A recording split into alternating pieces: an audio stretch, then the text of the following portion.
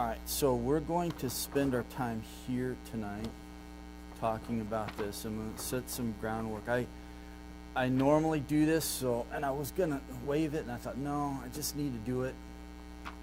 There are notes in here that aren't on the PowerPoint, so if you want to go back and reread through this before next time, just to get some stuff, and you'll probably have to, considering how fast we're going to go through this tonight. So I'm trying to take all of this, which used to be PowerPoint, and putting it into the notes themselves. So you guys will have all of this stuff. I wasn't, when I do Sunday morning and Wednesday night, I put all the notes from PowerPoint onto paper, which I didn't always do that with Greek. I had a very minimal outline, and then I just taught a whole bunch. So I'm trying to put it all together for you so you have it with you. But I feel it necessary that we need to go back and just look at the background to the Greek alphabet and language overall. And so I give you a brief history, and I was so much more extensive, and I would do it in two parts. And I would go through the whole history of written language and that.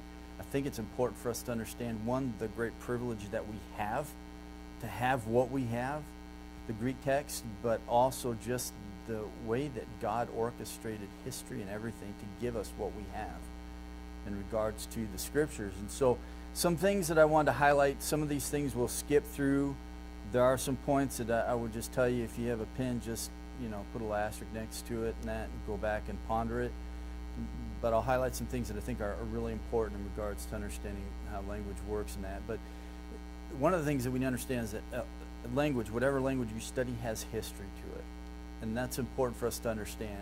So when we come to the issue of Greek, Greek has a history, right? And there's not one language that we will encounter that doesn't have a history. Now, we will encounter live languages and dead languages, okay? But nonetheless, they still have history. And it's good to know that history. A dead language, Latin. It's not used anymore, right? Live language, Greek, because it's still spoken, right? You can go there and it's still being used today. And so we'll talk about some of the changes that were happening in the language during the Koine period. I mean, the precision of God and His timing of everything, the precision of when that language was, where it was, when He gave this written revelation to us, is just astounding.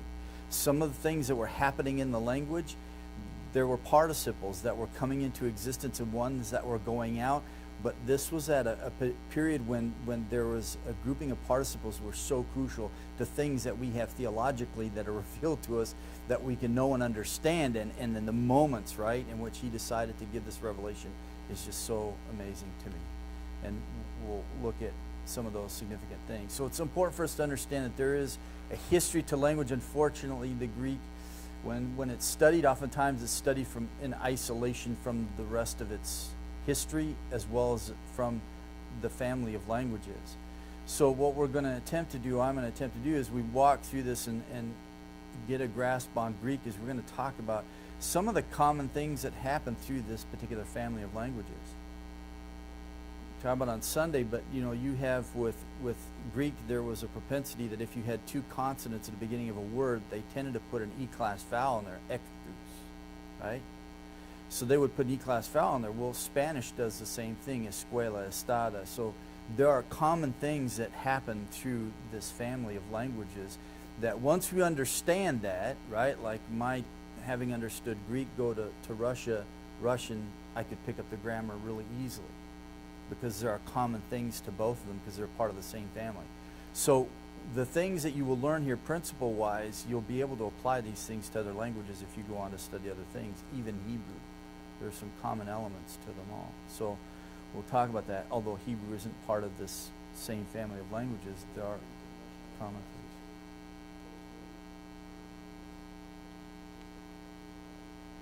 things. Yes, yeah. That is part of it, yeah. And that also goes back to our history of the church, right? Because you had a big section of the church broke off, and Latin was the common language that they used for everything, and then the other was Greek. And that caused a bigger divide within the early years of the church. So all of that has a place in it, but talking about the church, there's a lot of history that we don't even know about ourselves as the church, right? Where we came from and all the things that we do, right? And to see that development, but it explains a lot of things for us too, right? And helps us make sense of our time. Well, with Greek, if you isolate the language from everything else that was happening around it, there are things that just won't make any sense to you at all. But put it back in that context and see it as a part of that historical flow, things will make sense. Like Greeks, they didn't like S's. They didn't like the S sound. And it wasn't that they didn't like writing it, they just didn't like pronouncing it. We'll learn that a lot of changes in language have to do with phonetics. It's just how they say the words. S's they didn't care for, so they started dropping off in regards to their words. And it just had to do with the way that they pronounced that. But then there were changes that happened in regards to words. So we'll learn just some rules, like liquids and sigmas don't go together. That will explain a whole bunch of changes to words for you. And it'll save you from having to memorize a whole list of paradigms of changes of particular words that have all these changes that normally you won't learn the reason for why they've changed. You'll just be given the list and you'll have to memorize them. So this will end that once you learn the rule and can see how it's applied. We'll talk about that a little bit tonight. So this is an important fact to realize in approaching the study of Greek then, because it's a living language, therefore its history isn't finished yet. It's still ongoing, and so when, like I say, when we look at the New Testament, there are transitions that are happening even within the text of the New Testament. So keeping this in mind, this also helps us to appreciate the fact that we are not merely studying a lifeless grammar, but there is connected to a people who spoke the language. This is where understanding how the Greek mindset works. Okay, I'll give you an example. In Hebrew and Greek, time of action is not important for them. Kind of action is important. Okay, we'll talk about this when we get to verbs. We as Westerners, everything is time for us. When, right? Past, present, future. We're always about the when. We run by clocks and calendars, right? We're going to have to work on thinking differently.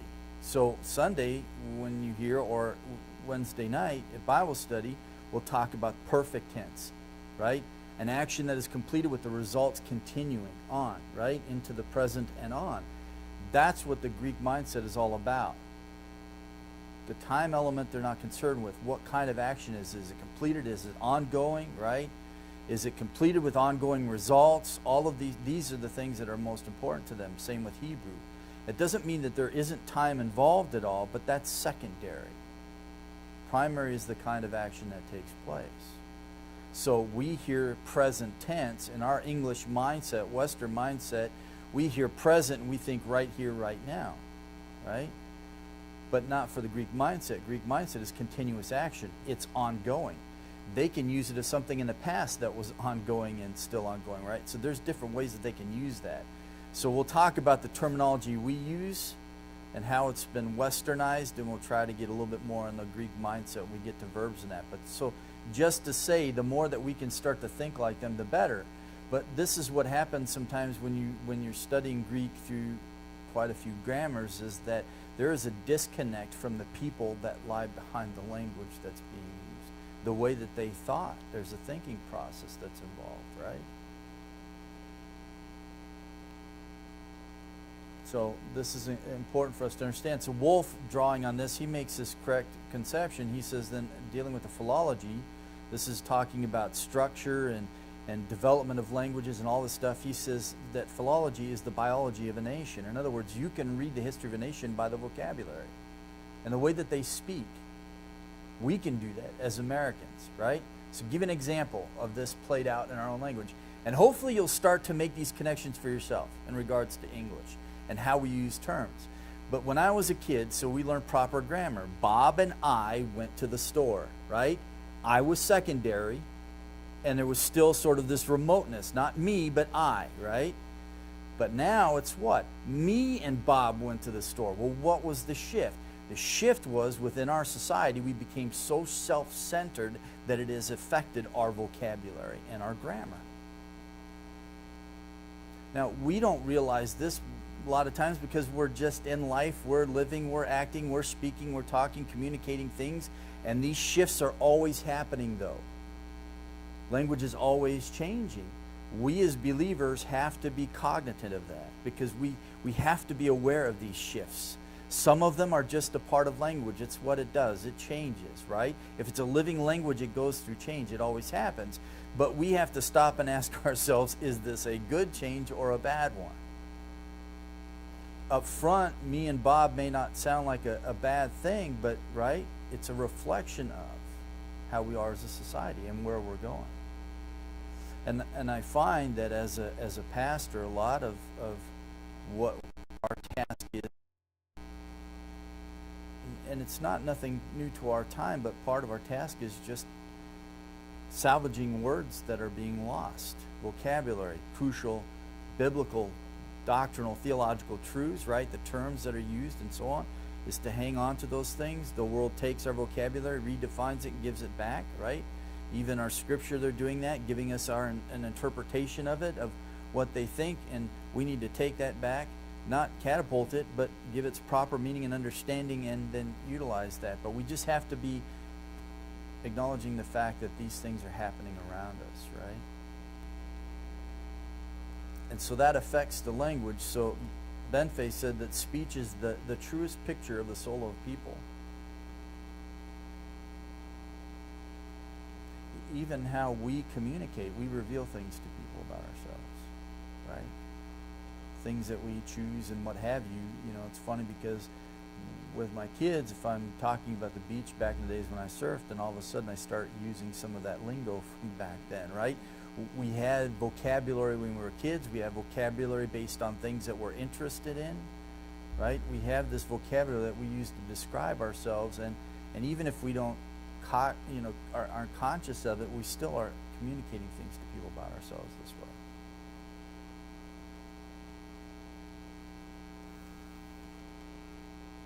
So Kretzmer, in outlining historical background of the Greek language, he refers to certain grammatical handbooks as speech pictures rather than speech histories.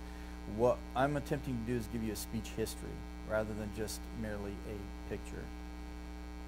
And the problem is you can't cover everything historically, right? I mean, I can't cover all the changes and everything that's happening. I can only isolate the key things, so there is some element of compromise. And I think that over the progression of, learning Greek and passing it on and so on, that in this process, some crucial things were left out and are left out. When I look at contemporary grammars, there are key things that are left out that aren't there. And so I'm going to try and recover those as much as we can. And bring it to this level, because usually these things are left to the next level. Like my dad would, take guys Greek exegesis. This is after you learn beginning Greek, and he would come and reteach Greek to these guys, but it's at a different level. Well, a lot of people who are learning Greek in Bible college and stuff like that aren't going to get to that next level and aren't going to get that. So my thought is, well, how do I then bring it, right, to everybody else and disseminate these things because they're important? So that's what we're attempting to do. And then whoever you teach, then you'll just pass this on, right? But these principles are important. So I'll cut through this. You can read this in your own notes. The other thing that's important for us to understand in regards to this is that it's just like our exegesis. In other words, when we are interpreting Scripture, it's the same thing. So I give you this thought: in exegesis and handling the content of the New Testament must be done so without separating it from its historical context, and so should be the language in which it is written. And this isn't just, this on the bottom of page 1 there, this isn't just my thought, but I give you some quotations from other well-known Greek grammarians and so on who had the same thought. When we're studying a book in the Bible, historical context is vital. It lends to our properly interpreting the book, right? Revelation, well, when was it written? What point in John's life was it written? What was he going through, right?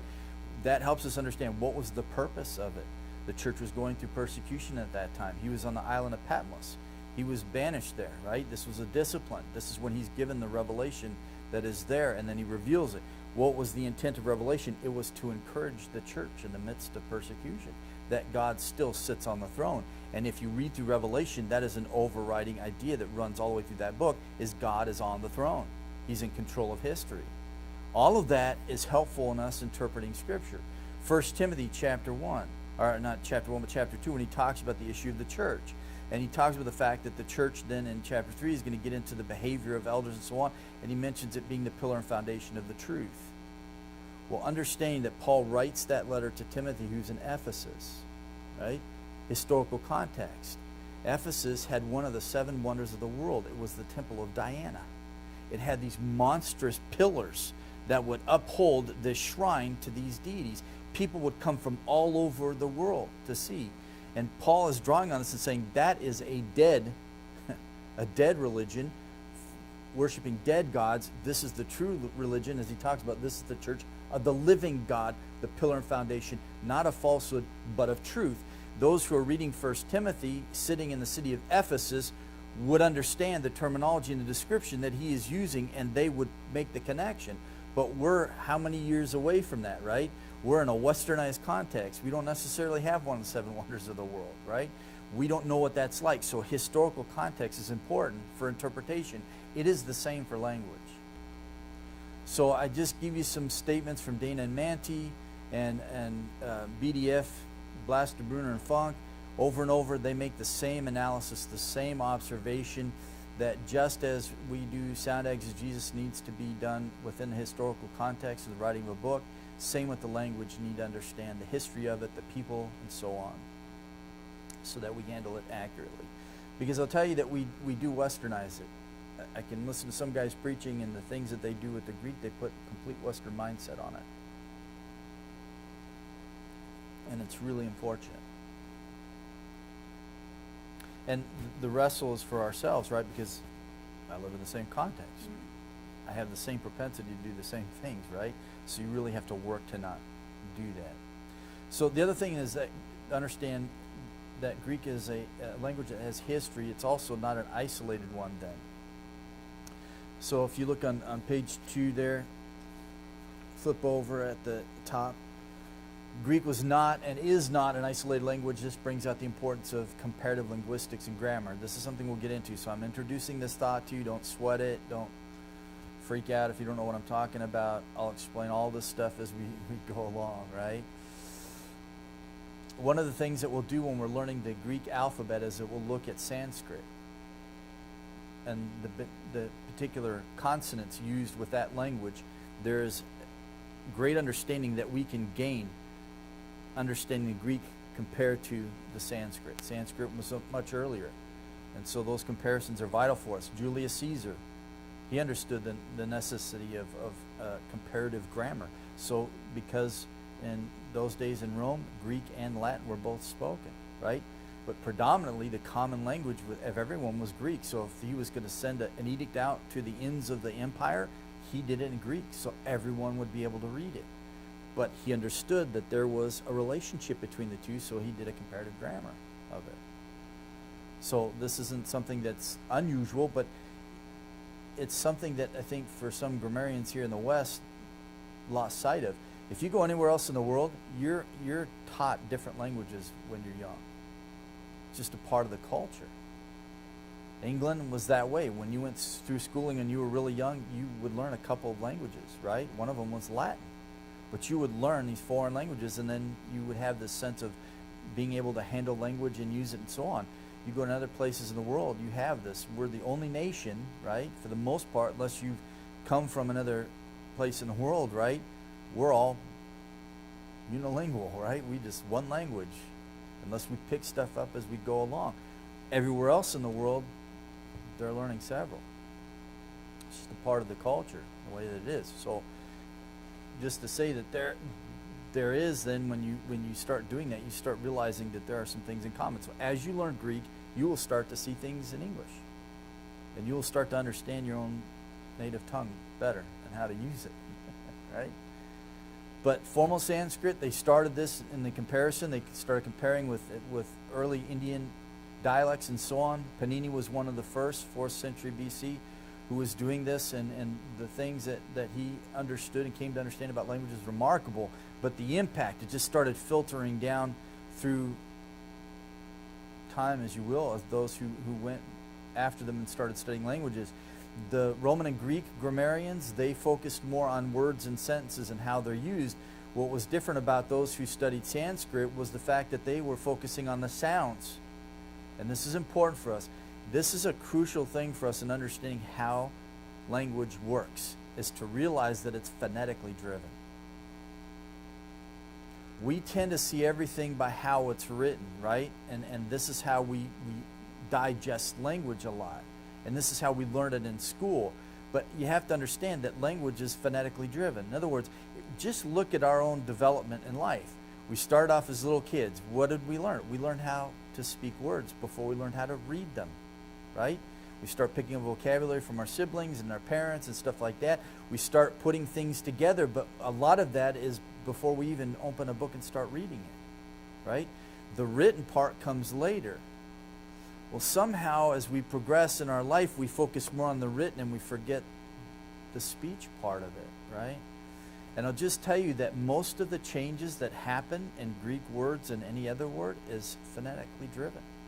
It's because of pronunciation and how we say the words and how the Greeks say the words. So I'll just give you some simple principles.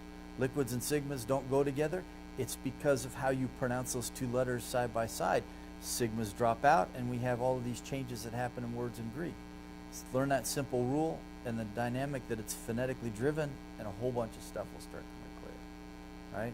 So I know I'm just throwing this stuff out there. Just let it sit.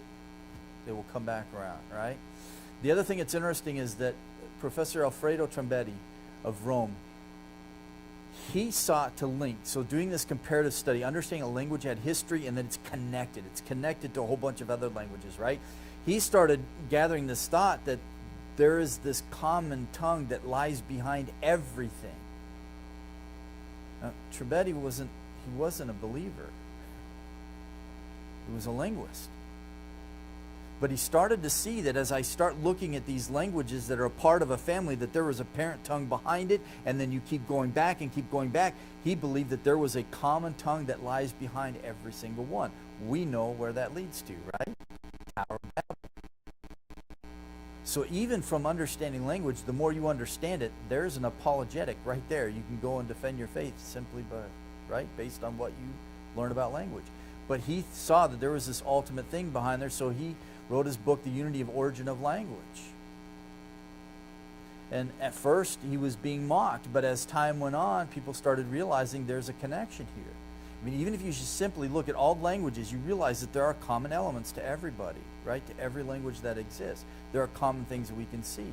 There are uniquenesses, and we understand that. We'll learn some uniquenesses from Greek, but there are common elements to everything that when we look at language, overall, broadly, there are things that every language shares. And when we look at language and we talk about the fact that it's composed, we see that there's sequence to it. There are patterns. We'll see this with Greek. There are patterns of speech. Then there are rules, the guidelines, what things you do and don't do when you put words together.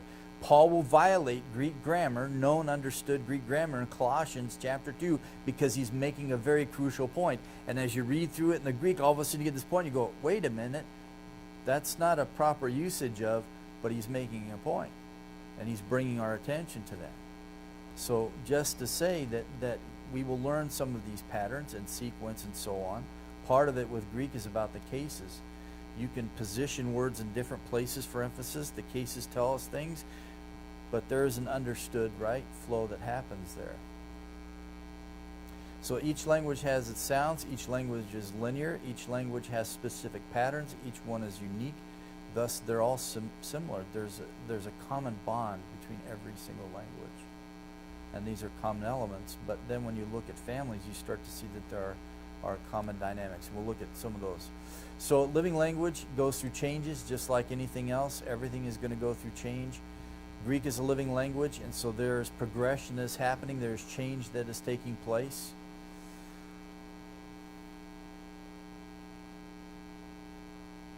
I'll skip through this.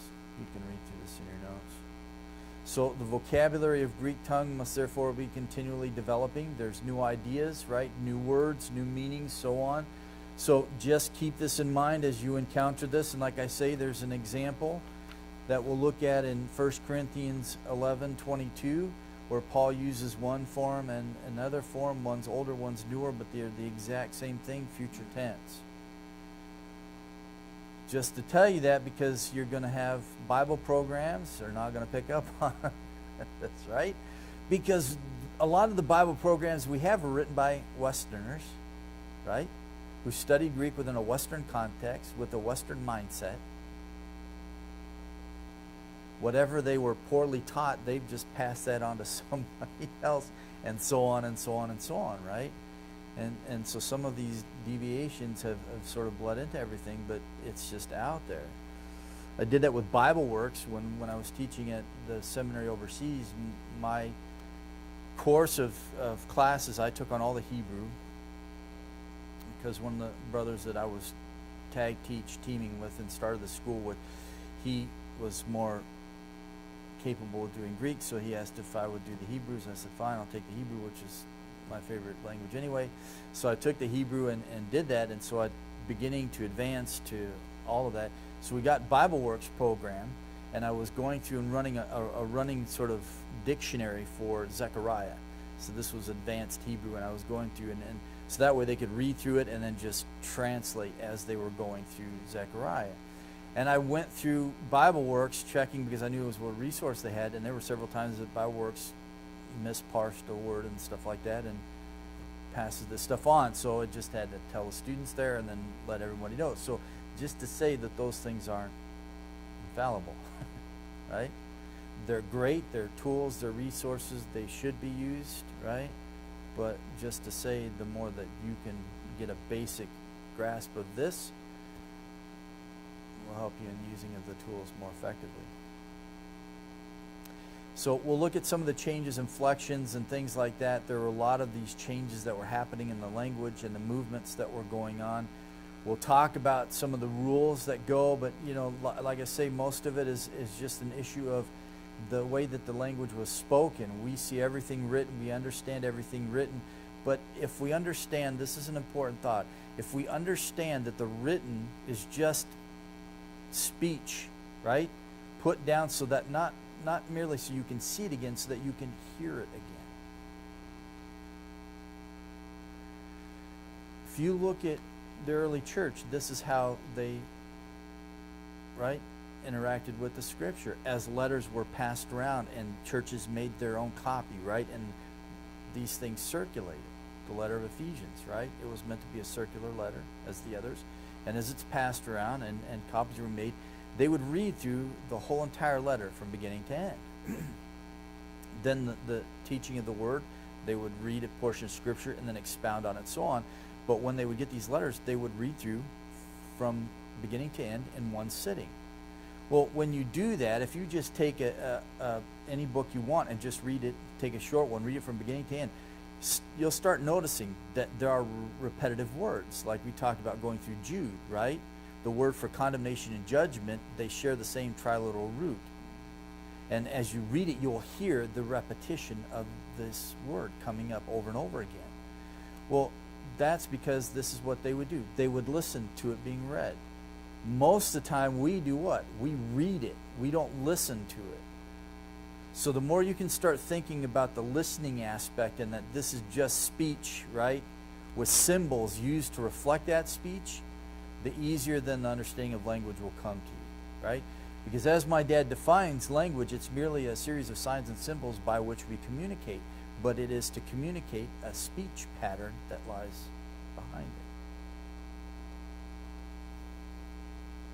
And part of the reason why I do the history of the development of written language on page 3 there, I just give you a little synopsis of the history of written language, where it came from, starting from pictograms and on. When you see this and realize this and understand this, I mean, we necessarily don't think about this when we read a book, right? Where did this writing come from? What was first? The speech. What came later? The written part. But we're so used to the writing that that's what we see and think about.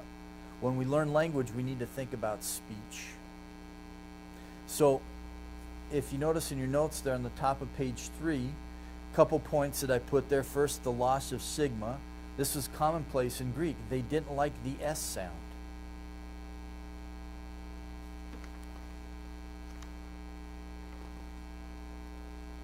So I'll show you something. If you take your section with the alphabet on it, right?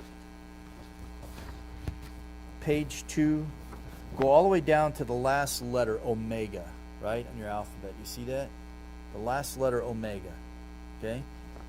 That symbol for it, that symbol was taken from Hebrew, which all of them were, but this was taken from Hebrew. Now, this symbol looks like a W, right? An English W. Well, it's the symbol, the consonant for sheen and seen, S sound in Hebrew. Greeks don't like S's. They don't like saying them. So they needed a symbol, though, for a long O sound. They already had the ah for omicron, but they needed a long O. So they needed a symbol for that sound that they make phonetically. So they took the symbol, sheen and seen, but they gave it an O, right? And it became representative of their O sound. Omega, long O, right? Big O. And that's really what omicron means. Omicron is micro O. Omega is mega O. That's where the name comes from. But they took this symbol from Hebrew, which is an S sound, and they used the symbol to represent a long O sound. So this realization, the fact that they don't like S's and they don't like making that sound, has caused changes in their words.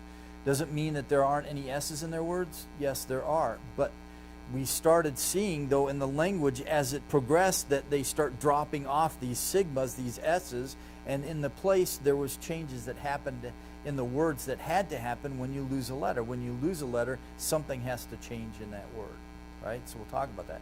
So understanding this dynamic is important. Liquids and sigmas don't go together. This is a rule that we'll learn. The other one is this, talking about u and e. So these two things right here, this looks like our O and U and E and I, right? So most grammars, pretty much all grammars that you'll read today, will teach you that this and this are what we call diphthongs.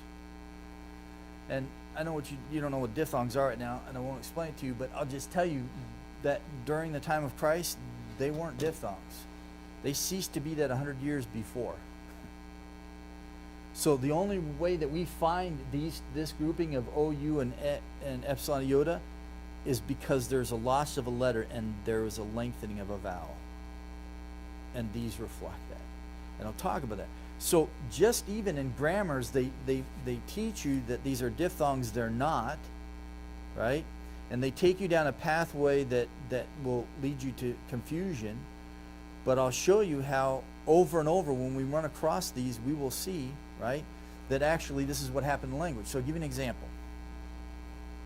So both principles, liquids and sigmas don't go together, and that u and e there are not diphthongs, all right? They're formed by compensation, right? So if a letter drops out, there's compensation that is made. So if you look at this right here, okay? This is our nu, this is the N sound, and this is a sigma, okay? This nu is a liquid, all right? Liquids and sigmas don't go together. So the sigma is going to drop out. There has to be compensation for this. So this epsilon right here is lengthened to an A. So what you would have to do in learning Greek the normal way is that you would have cards upon cards upon cards of all these kind of words that have these changes, this form, then this form, right? And most of them won't even give you this initial form. You'll just have to memorize them in this. You won't even know why they got there. But if you know that this was never a diphthong in the time of Christ, but it's formed based on compensation for a loss of a letter, every time you see this a or u, you'll know something happened in the word. There was a change. And then based on the rules that I'll give you, then you'll know why those changes happen. And even things you'll start to figure out on your own if you understand phonetically that things are driven by phonetics, by how you pronounce it, and the changes that happen are because of that, you'll realize, and we'll talk about why liquids and sigmas, they don't like saying them together. So same thing, estelsa. You're going to find in your Greek text, you're going to see this, right? But it comes from this. And if you want to look up your root, right, or your stem in your dictionary, you're going to have to get back to here. But when you look at this, if you don't know that that isn't formed because of a loss of a letter, right, and don't understand that, you're going to drive yourself crazy trying to figure this one out. So if you learn the roots of words, and then you learn some of these principles, then all of those things will start making sense to you. Participles. So first time I taught this class at VBI, and a friend was sitting in the back, and I was talking about the fact that I will teach you how to make participles instead of memorizing lists and lists of participles. Blew his mind. From that point on, I've had guys contact me going to Biola and other places, other seminaries, right? I'm going through Greek, I'm struggling. I said, okay, well, just watch my videos on this, or I'd send them my grammar and say, here's my notes, read through it, and it's like, right? All of a sudden, this stuff makes sense. But same thing, when you find participles, you're going to see oo and think and know that it was aunts, right? So here's the progression that happened. It started off this way. It went to this. Then it went to this. And then it went to this.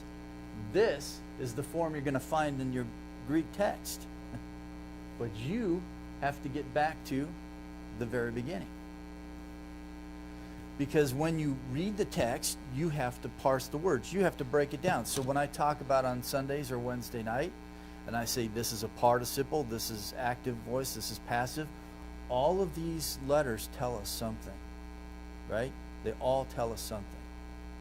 You have to be able to pull all that apart and figure out what's going on. Well, I'll just tell you that Newtown tells me that it's present, right? But then there's no Newtown there with the USA, right? So once I see USA, I think ansa. So these are just little things that as we go along we'll learn, and I know that this stuff doesn't make a whole lot of sense to you, but like I say, we'll just keep coming back to these things. When we realize what's happening in the language, they don't like S's and they start dropping off, and the changes that happen in words and all of that kind of stuff, it's so important. It's really important.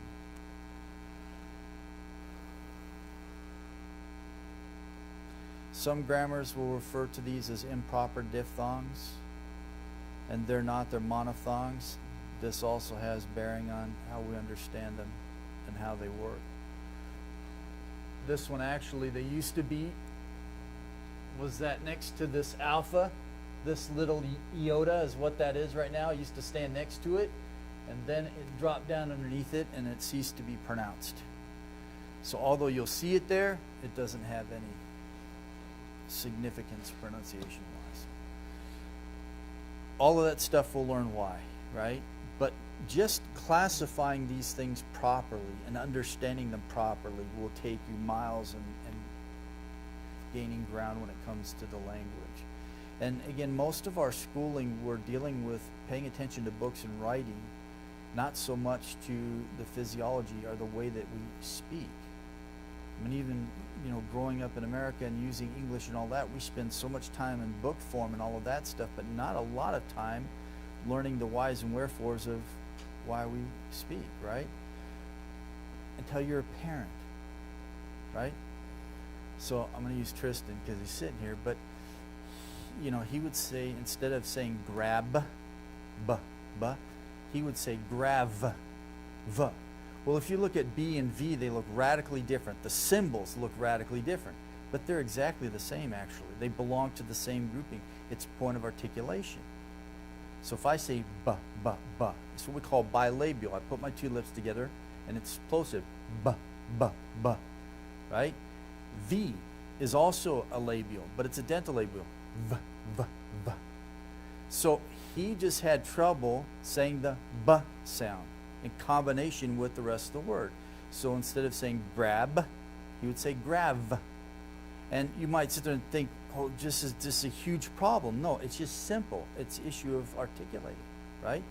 So you go through speech therapy and you get it ironed out and you figure it out.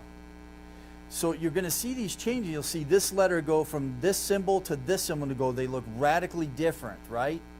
What happened in the change? But when you realize it's phonetically driven, it's not that different, really, at all. And then all of a sudden you'll start learning these words and you'll start making these connections on your own. You'll say, I know why this changed to this because it's next to this letter. And when they pronounce it, it flows smoother. So we run across this stuff that you will learn. We run across this stuff in our everyday interaction and stuff, most of this, it's like really, things like this became very pronounced to me when I started parenting, right? My kids and their development of speech, and all of a sudden I started putting pieces together and realizing all the connection of this stuff, right? And then you just start realizing, hey, this is something that is a part of life. It's like hermeneutics. Hermeneutics is nothing new. We use it every single day of our life. But for some reason, when it comes to the Bible, it's like it's all out the window, right? And we start getting all mystical and whatever with it. And it's like, no, it's just like every other day. We just, right? So we'll see that these principles play out in everything that we do. I have down here on page 3, I'll just let you read through this development of history and written language.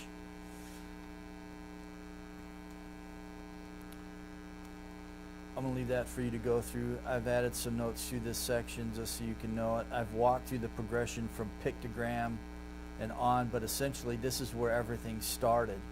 And when we learn the alphabet, this is how we're going to learn as part of the understanding how language developed and that kind of thing. So that runs from page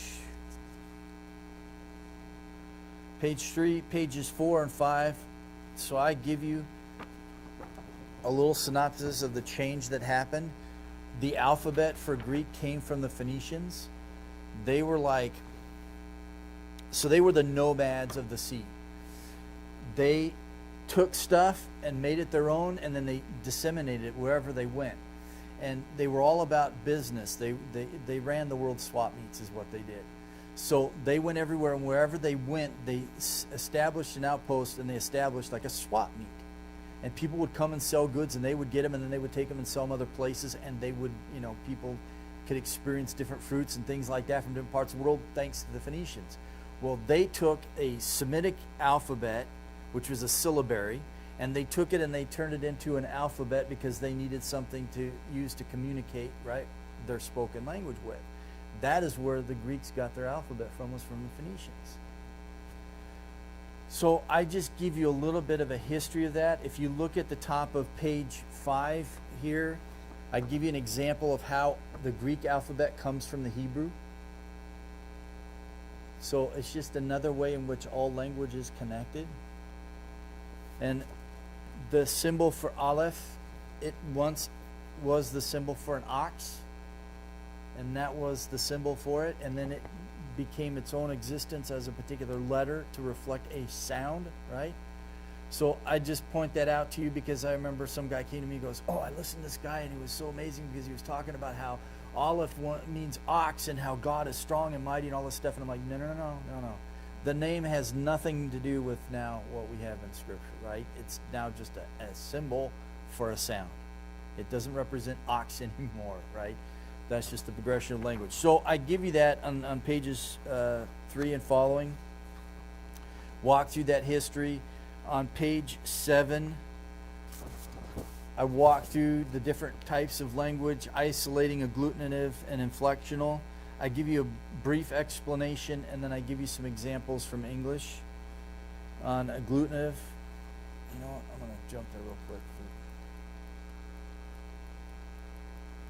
So these things, just know these different descriptions, because we need to talk about, when we talk about Greek, we're going to talk about the different kind of aspects that we use to communicate truths with in Greek, and one of them is the endings and the beginnings and all that kind of stuff. So all this stuff is in your notes. You can go back and read through this. Get to where we're at here. So isolating, Chinese, Burmese. So this is how different languages function. One is isolating type, and give you some examples. English is sort of the similar way because it's about words in a certain order. We'll come back and talk about this. So English, subject, verb, object, right? Hebrew, verb, subject, object. So in Genesis 1:1, Bareshith bara Elohim. In beginning, created God. Right?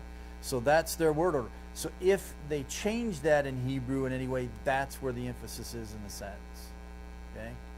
So we'll talk about that when it comes to the Greek language. The agglutinative languages, Hungarian, Turkish, they use prefixes, infixes, suffixes to show relationship to words. We have a similar thing in English, right?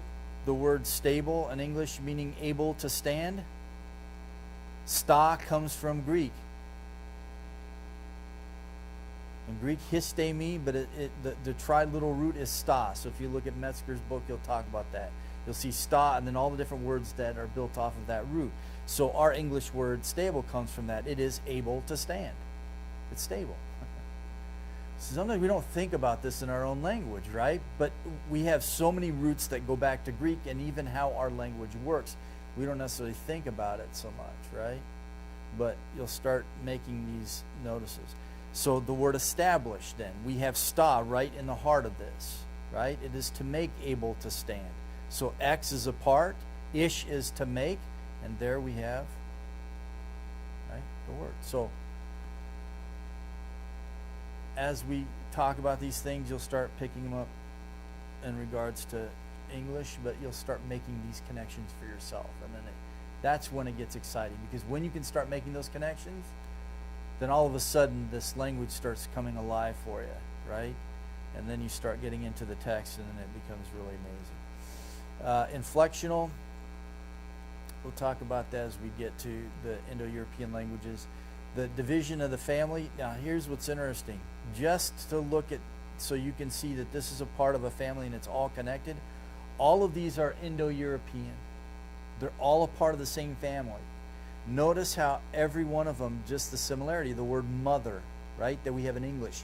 All these languages share, right?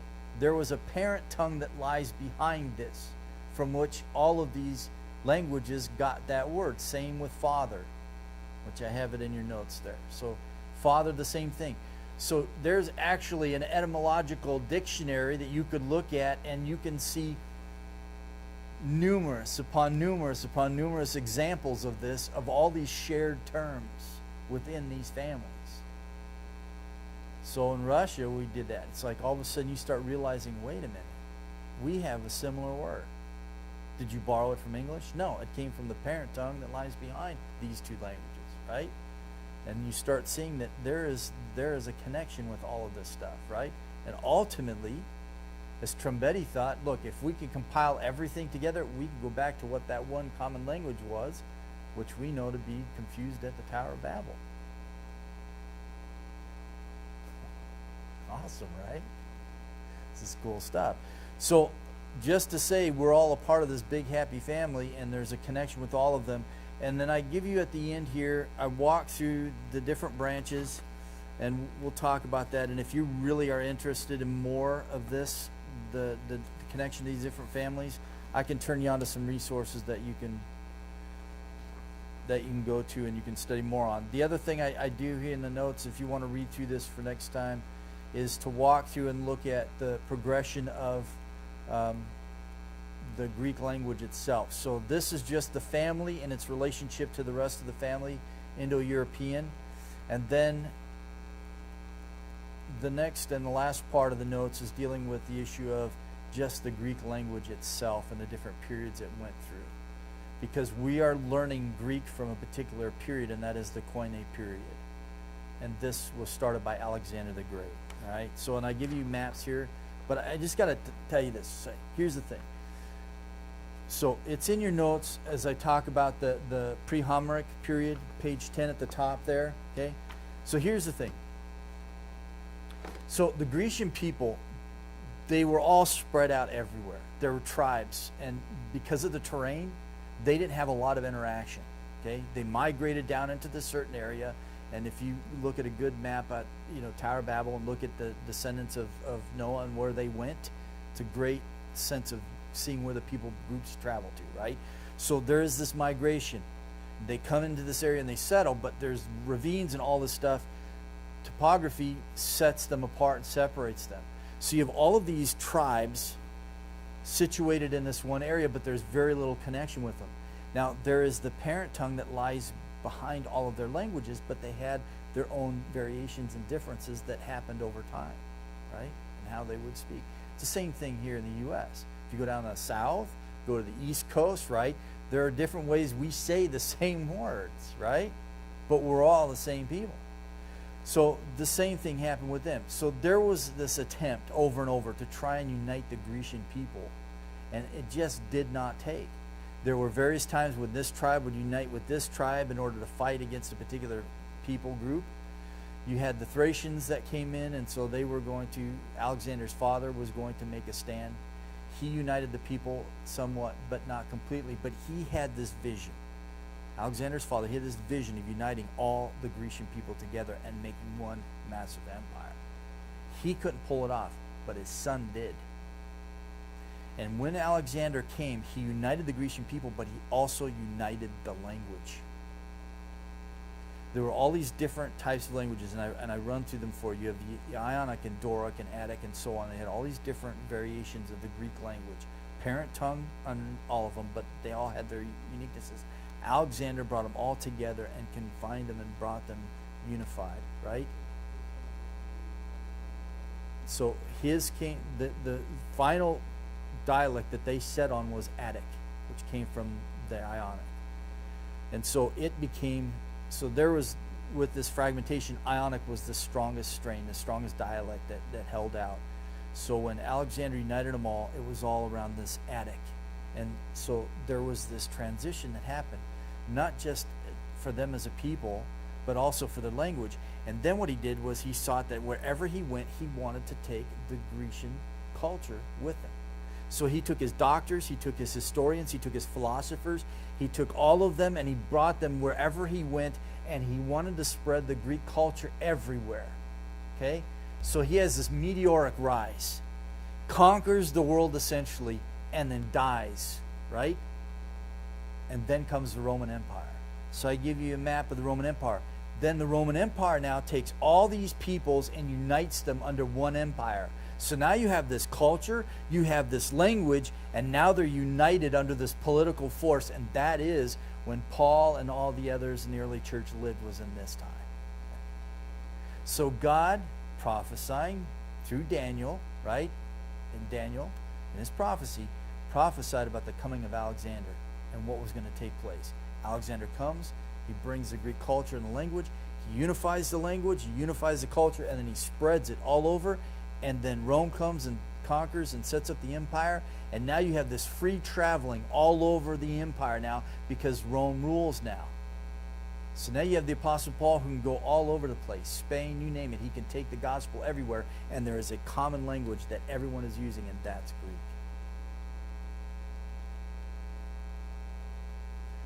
That's the period that we're studying, right?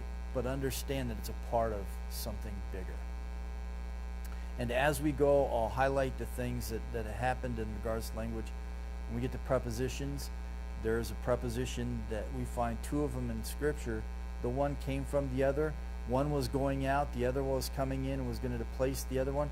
But what was amazing is that in that point in time in history, God was going to use both of them to communicate truth, right? At that specific time. So I leave you with these to go back through, read through just the history of writing and all that and the connections. We'll come back over and over to some of the thoughts here and pick them up as we go through. But next time we're going to do the alphabet. So if you could familiarize yourself just with at least the symbols and their Greek name, and that, like I say, that will give you an idea on how to pronounce it. And then next time we'll talk about how to break down words, syllables, and pronounce them, so you can read through your Greek text and